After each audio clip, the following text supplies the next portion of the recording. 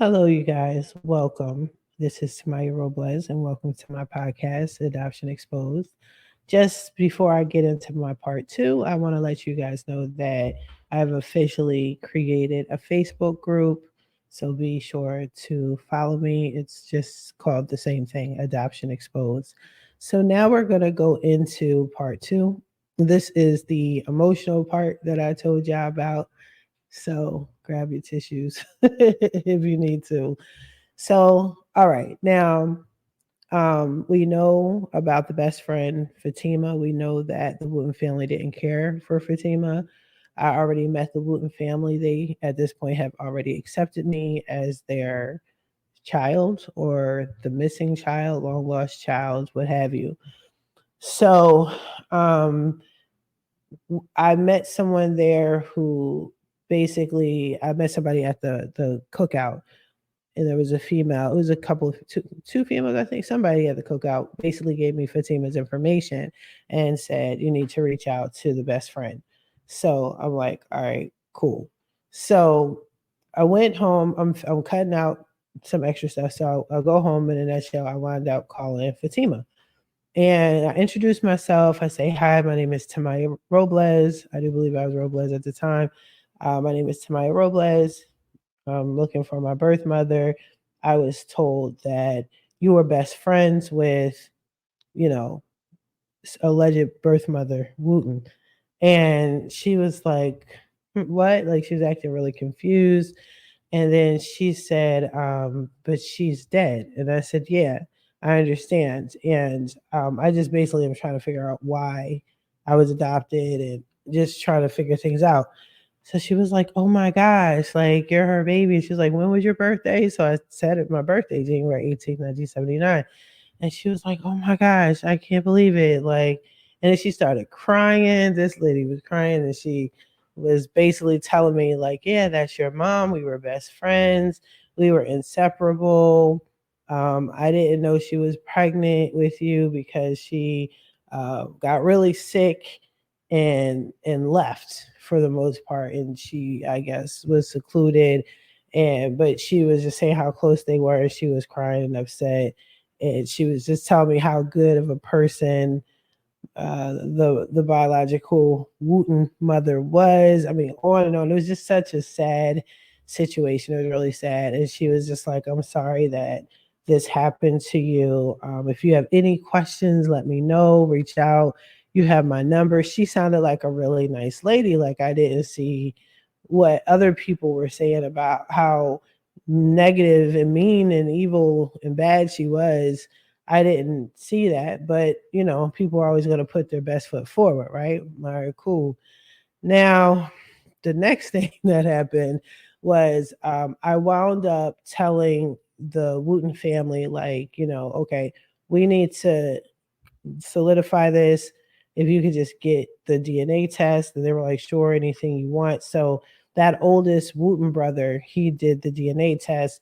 Everybody was like, we don't care, regardless, you're ours, and that's what it is. They swore up and down. I felt it. I was on that emotional train with them, you know what I mean? And as far as I was concerned, they were the biological. But we did decide to take the DNA test. So we took the test, and it came back that I got the results because he was an older gentleman. He didn't know how the process worked. So I made sure the results came back to me, and it showed that I was not related. So I had to break the news, and everybody was shocked. I was shocked. Shocked and confused is more like it. It was like, hmm, we could have sworn that this was it. Like, and then I don't know. I thought my search would have been done and it would have been all cool. So I had to break the news to him, and it was really sad, and he took it really hard. The family, he said, you know what, I got to let the family know. I said, do you want me to do it? And he said, no, I'll do it. He said, I just can't believe it. He said, you look like us. You look just like her. When we met you in person, we thought you were her. It was just crazy. It was really sad. I don't recall if he cried or not, but it was just really, really, really sad, right? So that part happened. So I told them goodbye, and he was like, call anytime.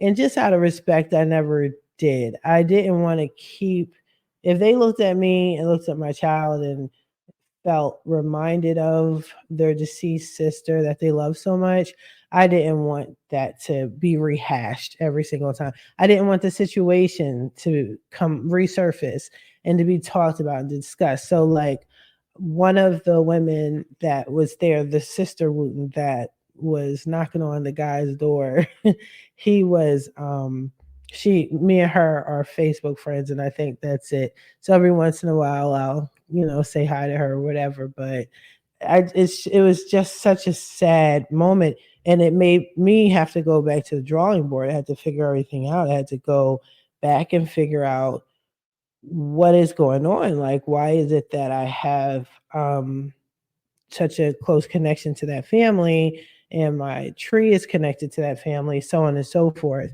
And I'll be able to explain better once I get into the story and reveal to you what exactly happened, and it will make sense. But just keep in mind, it's a small town. Okay, it's a very teeny tiny town, old town. So I was just really heartbroken. I was frustrated, and I didn't really want to search anymore. I was kind of like over it, but I was still getting emails, notifications. You're connected with so and so. So and so is related to you. On and on and on. Right. So finally, I'm just chilling one day. I'm at home at night, and I'm on Facebook, and I get a random, like, it looked like an anonymous message request on Facebook. And if you have Facebook, a message request is basically somebody that you're not Facebook friends with. It doesn't come in your regular inbox. It's usually spam or somebody that you're not connected with trying to reach out to you. And the message was like, I hear you're looking for me. It was some extra mysterious, right? And I'm like, who is this? Like, what are you talking about? I always check my message requests. Once I found out the message request existed, because I actually had people that were reaching out to me, and because I was on the search, I needed to look at it. So that's how I knew to always check it at that time. And that person was like, I'm your mother. And I'm like, what? That's crazy. That doesn't make sense. What are you talking about? Blah, blah, blah. And then it was just really crazy. I was like, you're sick. And I didn't like curse them out, but I was just so disgusted by what they were saying and frustrated and confused. And then they were like, well, if you don't believe me, oh well, or whatever. I said, give me a call. Like, let's talk about it. So I gave this person my number, and they called. And when they called, they just started talking to me, and they were like, you know who this is? And I'm like, no, I don't. They were like, I'm your mom. And I'm like, first of all, you're not my mother. My mom's at home in Philly. You know what I'm saying? So they were like, well, I'm your biological mom. I'm like, okay, how are you my biological mom? I just went through this thing. We were going back and forth. You're playing games and stuff like that. And she was like, you don't remember talking to me? And I'm like, what do you mean? Like, who are you? Girl, how come this whole time this was Fatima? This was the friend. The whole time this was the fucking friend, man. And I was like, wait a minute, you're talking about Fatima? No, you're talking about your friend I called you about, your deceased friend. You're like, you're the best friend, that Fatima? And she was like, yeah. And I said, wait a minute, how are you my birth mom? You just said your best friend. Like, we went on this whole long, scavenger hunt, and you were crying and all that. And she was like, yeah, I thought about it. You're my daughter. And I was like, I got angry at that time. Like, so many people were involved, so many people got hurt. I got hurt, blah blah. I was pissed. I think I cursed her out. I really was so emotionally distraught. I can't really remember if I cursed her out per se. I'm pretty sure, just like knowing myself, I probably did. But I was just really hurt and upset. So then she had the nerve to get an attitude with me, like I caused this whole situation, started from January 18, 1979, and before that, right? So she was like, well, if you don't believe me, never mind. Good luck on your search. And da, da, da, da. I was like, hold on. First of all, watch your tone. Okay, watch your mouth. But I need you, if you really think that you're my biological mother, I need you to take this DNA test. And she was like, I'm not taking that. Something about the government. I was like, all right, then there's nothing to talk about. Like, be gone. And I'll continue my search and I'll figure this out. But right now, this sounds crazy. So she was like, fine, this is what it's going to be. Like, she's telling me, I mean, again, the way people talk to adoptees, like, I didn't ask to be here, yo. Let me just make that clear. I didn't ask to be adopted. I didn't ask to be in this situation. I didn't ask to be the best kept secret that came back. This ain't, you shouldn't be talking to me like this, but no, that's what they do. And I'm so used to it at this point. So anyway, so she was like, this is what we're going to do. I'm going to take the DNA test. And once you see that it shows that I am your mother, then I don't ever want to hear from you ever again. I'm like, all right, bitch, then fuck it. So I knew she paid for it. I didn't say anything to her after that phone call. And then I think she sent me the results, or I was able to see the results because you can connect it. And so I was like, whoa, that's my biological mother. Like, wow. And the shock was just, you knew that you were talking to me when I first called you, and you said that I was your best friend's biological daughter. You made this whole story up. You were crying for her. Like, it was crazy. It was crazy. It was crazy. So I wound up talking to her, and I called her, and you know what? She didn't even say hello. She was just like, mm-hmm, mm-hmm.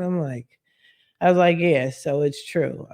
So I got questions. And so I started, she had an attitude, she had some resistance, but she said she didn't want to hear from me. She was a lie. So as I move forward into the story talking about her, you'll see I call her an incubator for a reason. I don't acknowledge this woman as my biological anything at all. Like, she's my biological mother, or whatever you want to call it, but I have zero respect for her, less than zero respect. I have a deep rooted hatred for her. She's fully aware of this. Actually, my actual mother, she knew my hatred for this woman, but it's just her, it's just everything. To this day, I still don't have a real explanation as to why she put me up for adoption. She tells so many stories, it's just ridiculous. It's unnecessary stories. So what I wound up doing, I'm going ahead of myself a little bit, but I'm just trying to get you guys to understand where this is leading to, why I don't care for her, so on and so forth. And again, a lot of adoptees, we got these stories where we meet our biological whatever, and it's not what we think it is. Some people have beautiful, heartwarming Dr. Phil stories, and some of us don't. Okay, but I didn't care. I just needed to know why. That's it. That's all. Right. So she didn't cut me off like she alleged she was going to cut me off. And so I was like, then she started like softening up a little bit, and she was answering my questions. So I asked her, was this really my birthday? She said yes. So I'm truly a Capricorn, y'all. I asked her why I was adopted, and I don't remember what her first answer was, because please believe there were so many different versions of why she put me up for adoption. None of them are clear. None of them. Like, they're just, whatever her answer was, it just makes you want to ask more questions. So that's how you know you're not getting the truth. So it was so vague, whatever it was, but it made me ask other questions. So I was asking about my health in the biological family's health, and she didn't know what the fuck she was talking about. You could tell she was making up shit. It sounded like she was just trying to keep me on the phone. That's the best way I can explain it. um she I asked her what was it like when she gave birth to me, if she held me, if she touched me, if she hugged me, kissed me, or whatever. She said no. She said, I said, so how did it go? You just gave birth and they took me away. And she said, yeah. I said, so you didn't, like, I have a distinctive birthmark on my belly. So I was like, you didn't see my birthmark? She was like, no. And in my mind, as an adopted child, like when I was younger, I used to say, no matter where I was at in the world, my biological mother would always know who I was because my birthmark is so distinctive on my stomach that she would instantly know. This woman never saw me a day in her life. Like, she gave birth like an animal, and they just took her fucking cub away, and she ain't give a shit. Continue living her best life, which is fine. I don't care. I did ask her for a picture. I saw her picture, and I don't. She's. I don't even know how to describe I had no feeling. Like, I had no feeling towards. I was just looking at a stranger's picture that I had no connection with. I don't think I have her features or anything like that. So we had I had that type of conversation with her. I asked her some questions. I asked her because of my non identifying information that I had. It did say she had a child before me. So I don't know, like, if the child was alive or passed away. I didn't know. Or they in the adoption um area or not. And I asked her, and she said, yes, you have a sister. Now, when I'm repeating to you how it's being said to me, like, yeah, you have a sister, or yeah, I'm your mom, I'm your aunt, I'm your cousin. I'm telling you what they're saying to me. Please keep in mind, I do not acknowledge that. I do not acknowledge that when people say that. Okay, just so we're clear. So, anyway, she uh she was like, you have a sister, and she lives in Boston, I think she said. And she was saying that I said, well, did she know about me? Did she grow up telling you? I mean, did she grow up asking about me? Did you tell her that you had a child? She said, no. she, so in a nutshell, nobody was supposed to know I existed. I don't think I was supposed to come back and find her. I mean, nobody was able to predict the internet and DNA tests and stuff like that, right? So I personally think she was expecting me to just be gone and never come back, right? No worries. Again, I just want to know why, and I never got an answer. So then I asked her, I said, hey, did you ever try to find me? And she was like, oh yeah. And then that's when she got like fake emotional. Oh yeah, I was always trying to find you. And she said, I have this one picture of you, and I hold on to it. How do you have that's another thing, we'll get into it in the future. If I remember, I should remember. Allegedly, she has this picture of me, and I don't know how if this was a closed adoption, how she would have a picture of me. Maybe she got it when I was in the orphanage. That's the only way I can think about it. I don't know how old I was, but I actually felt violated that she even had the picture of me. Like, for the fuck, for what? Why? You gave up your child willingly and all that. I had zero respect for you. You can't give me a straight answer as to why I was adopted. Nothing to talk about. Why are you holding my throw that shit away? I don't want you to have any proof of my existence ever. That's where I was coming from. So she said, oh yeah, I tried to go to the Capitol and get your records unsealed. And I said, oh well, what was that experience like? Like, I'm legitimately asking. I honestly wanted to know the truth. And I wanted to know what her experience was trying to go out there and unseal the sealed adoption records and going against the law, because there was a special law for sealed adoptions in Pennsylvania. And this heifer said, oh no, I never did it. I was just going to. It's so funny that you came into my life just now, because I was just about to. I'm like, bitch, bye. Like, get the fuck out of here. Are you serious? Are you shitting me right now? I'm supposed to believe that. So yeah, I wasn't feeling her. But I kind of still needed her in my mind at that time. I needed her around to still answer some questions as best as I could. So we sort of got cordial. I was still really skeptical about her because of all the lies. And then she said, I think so. She would call me, or I would call her, and then I guess she lives with her sister or something like that. And then her sister sent me Facebook messages, and it got a little confusing for me. It was just all over the place. Then she said, I'm gonna need you to call your sister and tell her that you exist. And I was like, "You mean your daughter?" And she was like, "Yeah." I said, "Well, you should tell her. That's not my child. Like, that you're her mom. I'm a complete stranger talking about, yeah, I'm your biological half sister. That's weird." And she was like, "Yeah, no, no, no, please. I just need you to do it. Like, it will be better coming from you." I thought it was dumb weird, but I was like, "All right, cool." So I asked her for her number. She gave me her number. So my biological half sister, her name is Rashida. I'm sure she's probably gonna listen to this, but I would like for her to be on so maybe you guys can hear her side of things.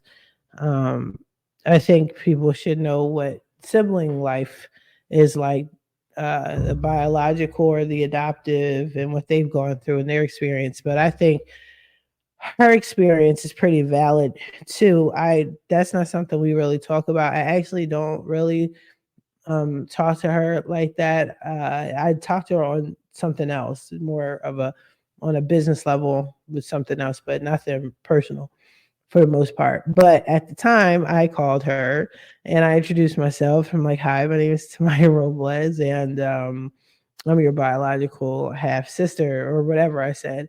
And she was like, "What?" She was like, "What?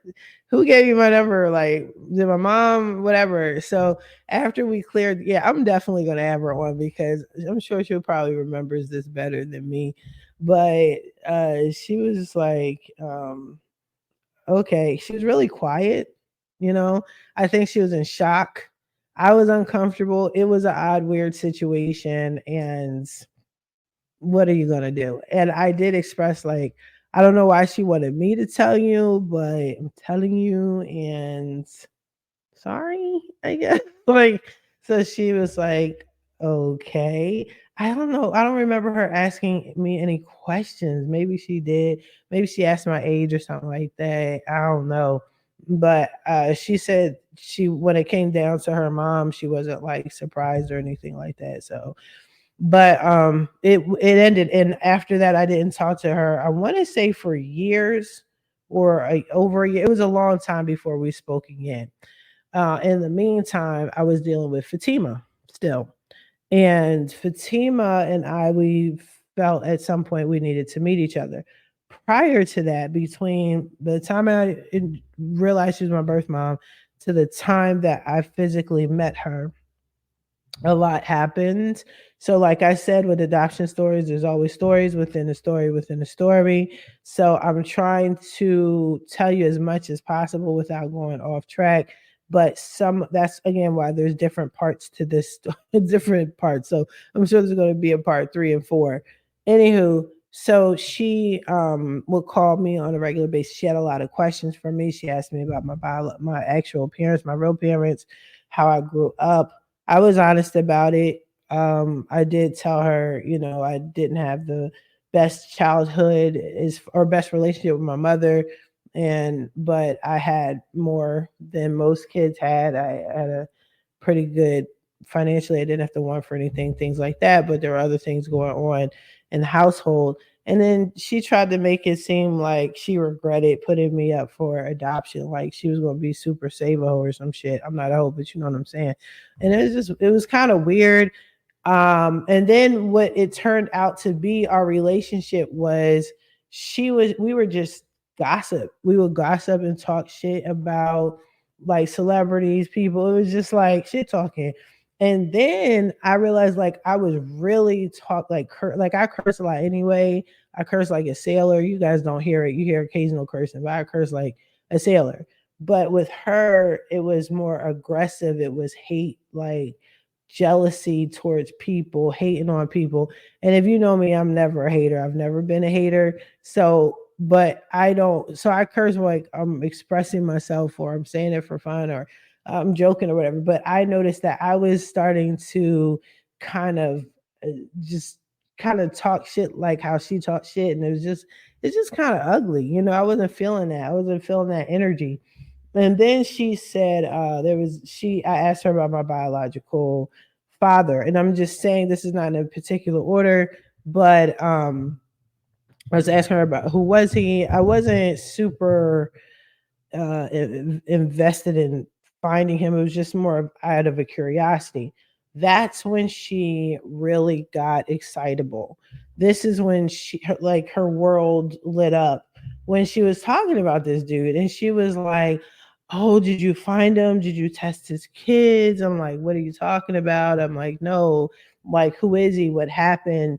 So I'm going to tell you her version, and then at some point, I'm going to do another part and I'll explain to you the other version, the me finding my biological father's side of the family, because the biological father, like I said, died I think a couple years ago before I found the idiot incubator. So she was like, I don't know if he's dead or alive. When I met him, he had a son already, and she was just doting on this son.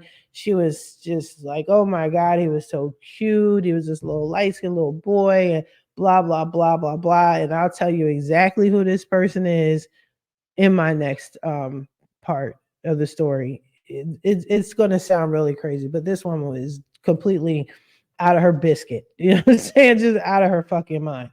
So she goes, okay, well, he was just some guy. I just had a baby. I was in a long-term relationship with my boyfriend. My boyfriend went to jail. I had his baby, but we were growing apart. And she this is her version, but apparently I don't know how she met my biological sperm donor, but they met and he made her feel special. The type of man I got from what she said, her version, was he was just some flunky dude that was able to manipulate an insecure female. She was already a big woman, but she was even bigger because she just had a baby. So when you have a baby, they say don't have sex within a certain period of time. I guess she had sex within a certain period of time and wound up pregnant with me. And that's why part of the reason that contributed to the adoption. I'm not sure. She told me some stories about him. He was from Chester, right? His family's from Chester, Pennsylvania, and her family's from Phoenixville. She stayed in Philly when she was pregnant with me. So once she was pregnant with me, she was like hiding her pregnancy. And I asked her, did you hide your pregnancy from the sperm donor? She said that she didn't. She wasn't hiding it per se, but she didn't confirm or deny it. Like, that doesn't make any sense. Like, this is how you know you're dealing with a liar and a bad one at that. I'm like, did he fucking know or not? Like, come on, he's dead. I'm here. I don't care about you or him. I'm just asking a question. Like, fill in the blanks to this story. So she was like, I don't know, but I'm pretty sure he did. It's not hard to figure out. And but if you were hiding it from someone, it is hard to figure out. What the hell? So according to her, he was abusive. I can't confirm or deny because she won't be honest. From according to her, he was so handsome and whatever. I actually have a picture of him. Beauty is in the eye of the beholder, especially if you're from Chester. That's all I gotta say to that. Beauty is in the eye of the beholder. Okay. I don't know what he looked like younger. We all looked good when we were younger, right? But the picture I saw, he was an older gentleman. So I don't know. I think I got the eyebrows. Like, I don't know. So I can't say but she was just talking so highly of him, and she was like, this is what you should do. You should go find his son. And she was like encouraging me to find his side of the family and let them know you exist and let them know you're here. And I'm like, this is very strange. This is a strange conversation. I'm gonna find him just because, like, his side of the family, because I want to just know if he knew. I don't really care if I died not really knowing. I'm fine with that. But I also really want to at least get the medical background from both sides of the family, and then I'm cool. Like, I'll bounce and fade to black. And I don't know. She tried to give me somebody's information, and I don't know. So because I like to represent Chester, because y'all know I was in foster care in Chester, PA. I got a whole lot of peoples in Chester, PA, and a lot of them on my Facebook page. And so I started messaging people, and a lot of people in Chester. And that's why I love Chester so much. If you know me from Chester, you know everything about me. Like for the most part, you know the raw me, you know where I came from in Philly, how I got here, my background, you know, my parents, you know, the whole foster care situation, you know, all of my foster moms, like, you know what happened, with why I ran away from the second foster mom. Yeah, I know where my nieces and everybody, it's like even my friends, my close friends, like my babies, my nieces, my nephews, their cousins.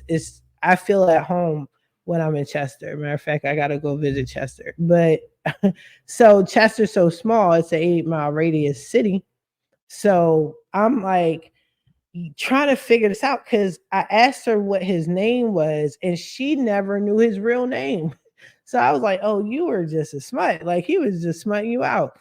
And in her mind, she had a relationship with this guy. And I don't know the real story. I think I was able to piece it together, but in her head, they went together and they were boyfriend and girlfriend. From the sound of it, I don't think so. I think he was just having sex with her, abusive to her, using her like a lot of people do. So she gave me his nickname. I forgot what his nickname was. So I was just going around texting people from Chester, like, do you know this guy, you know, do you know this nickname? And so eventually word got around, right? And people were like, no, but that sounds familiar. And it turned from, I know that guy, and he's related to his father, used to be so and so. And then he used to have this store, and so we're connecting the dots. Even my ex-boyfriend from when I was 16, he knew the guy. He was like, yo, I know him. And my ex-boyfriend knows everybody in Chester. Like he knows everybody in Chester. So sure enough, word got around to his children. And I eventually got into his, I should probably say this for another part, but I eventually got his daughter, and I eventually got her brother. So he was in a serious relationship with their mom, and they lived in a part of Chester that when I lived in Chester, I was there all the time, and that's called the Dog Pound or the William Penn Projects, right? And I was there all the time because my nieces were there, my niece and my nephew were there, my ex-boyfriend was there, you know what I mean? So I was very familiar, and it's like I might have met them. I might have been cool with them. I might have crossed paths with them way back in the day. But word got out, and she called me, and so on and so forth. So again, that's a story going into another story, going into another story. So I will save that. But just so you know, there is another part to it. She was not clear about it. And I'm on my own trying to figure out what the answer is to this confusing puzzle.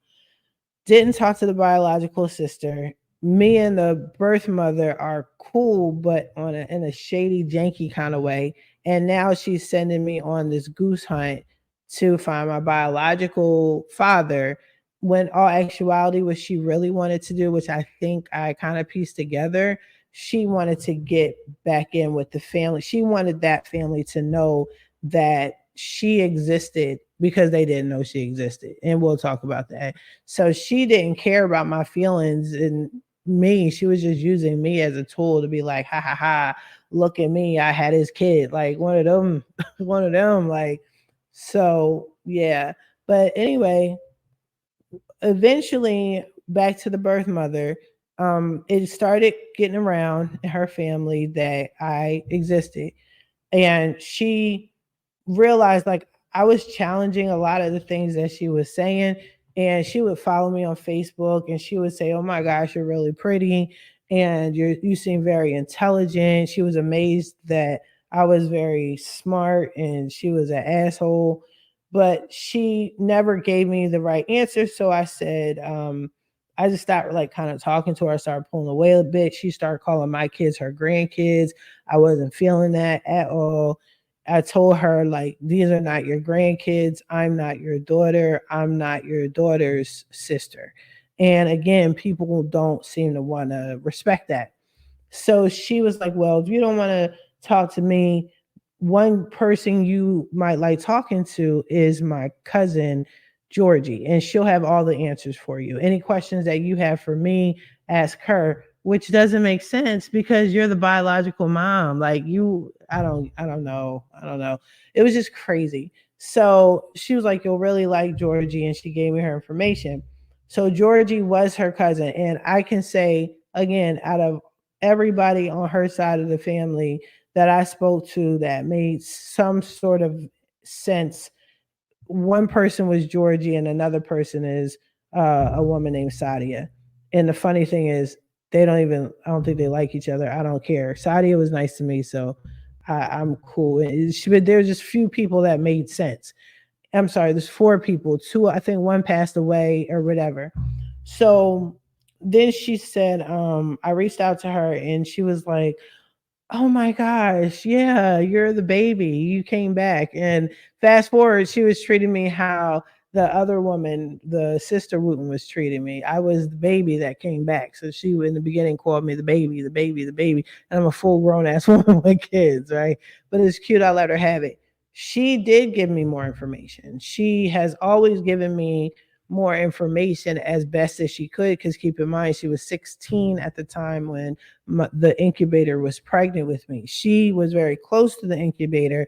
She knew that the incubator was hiding me because they were so close. So she even saw my biological sperm donor, and she confirmed, like, yes, he was a handsome guy, but he was trash. He was just straight on trash. She was explaining to me that from her perspective and her memory, the real reason why she thinks I was put up for adoption is because my biological grandmother, which was her mother, had girls and they were grown and they were hot in the pants. I'm being very as politically correct as I could be, but they were kind of hot in the pants. And the mom was like, if you bring kids in this household, you got to go. And because she already had a child and wasn't kicked out, for her to have another child on the way, Georgie thought that was the real reason why she was kicked out and had to put me up for adoption. I'm not sure if the biological grandmother knew I existed or not. I'm not sure about that. However, when Fatima, which is the incubator, found was getting bigger, she would wear baggy clothes and stuff to hide her pregnancy with me. But she went to Philadelphia to carry on the remaining pregnancy and give birth and do the whole adoption in Philadelphia. So I don't know if grandmoms knew that she had a biological grandbaby or not. It was not discussed, but this one, Georgie knew about me. So a lot of the question, she knew his name. She was aware of that son that she was talking about. She was like, yeah, Fatima was doting on the kid then. So it's just strange. But for the most part, that is how I met her. As far as the sister goes, you know what? I think I'll save that for another part. I'll actually save that for the interview, but I will say just to touch up on it because I don't think she'll actually speak on it the way I speak on it. My biological half sister always wanted a sibling. The way she explained it, and I'll let it come from her mouth, but the way she explained it to me, it was a horrible childhood. She wasn't abused or anything. It was more like just neglected. She wasn't a good mother. The incubator wasn't a good mother. So she was a daddy's girl. She was closer to her father because the incubator wasn't taking care of her. So it just seems like the incubator just wasn't meant to be a mother. Some people are like that. They will have babies, but they're just not good mothers. There was a story that one of their family members told me in when Rashida was a toddler. Fatima was asleep on the couch, and they lived near a highway, and the cops had to be called because they found her wandering on the side of the highway and Pampers, and that's it. I mean, I was adopted for a reason, so I get it. Lord knows what that saved me from. You know what I mean? Just I've experienced other things, but we'll get into all of that because I still got to tell you about foster care. I still got to tell you a whole lot of other stuff, and we still got to talk about it collectively. But anyway, so Rashida has her own perspective of it.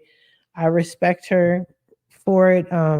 I don't have a connection that I'm sure she would want with me. It doesn't exist. But she always wanted a sister. She wanted to share somebody to care for her and love her and all of that, while going through the nightmare of living with the incubator. And hopefully Rashida will allow me to share what type of relationship we have to this day, and how the incubator has a problem with that. Like, she's just a fucking hater, which is another reason why I can't stand her. I hate her soul. I hate that me and her share the same air on earth. And I think she knows that. I don't like how she treats Rashida. I don't like how she treats her as an adult. She down talks her. Man, don't get me started. Again, I'll let her tell you. But anywho, I'm going to wrap this part up, and I think the next part I will talk about me finding the birth father's family, biological family, and that whole fuckery. But again, it's a story within a story within a story. But you guys, this is my makeup. This is what it's like. This is something to consider if you're going to even consider adoption, or if you've been adopted already. These are things that we go through. It's just how you choose to deal with it that is the most impactful in your life. But in the meantime, I'm going to wrap this up, and I'll talk to you guys soon. Have a good one.